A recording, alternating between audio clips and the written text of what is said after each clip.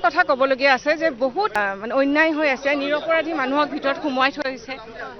Singapore য'ত ইমান কটকটীয়া আইন কানুন আছে, সেই দেশতে কৈছে যে এইটো এটা এক্সিডেণ্টেল ডেথ, কিন্তু ইয়াতে মাৰ্ডাৰ বুলি কৈ সেই মহান আত্মাই কিমান মানে কষ্ট পাব যে তেওঁ ভাল পোৱা মানুহবিলাকক তেওঁৰ মাৰ্ডাৰ কৰা বুলি কৈ ভৰাই থৈছে।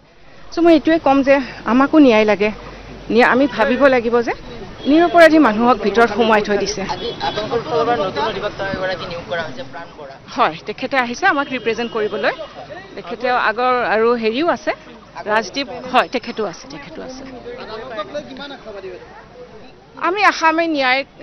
আমি আশা কৰিছোঁ যে আমাৰ ন্যায় পাম, আমিও ন্যায় পাম, কাৰণ এইটো নিৰপৰাধী মানুহ এজনক ভিতৰত ভৰাই থৈছে মানুহখিনিক, আৰু সেইটোৱে মোক ক'বলগীয়া আছে। এতিয়ালৈকে চলি আছে না, আদালততো এতিয়া আমি কথা ক'বলগীয়া নহয়, এতিয়া আমাৰ অধিবক্তাইহে কথা কৈ আছে, চলি আছে। হয়, নাই, এতিয়া আমাক ক'বলৈ কোৱা নাই।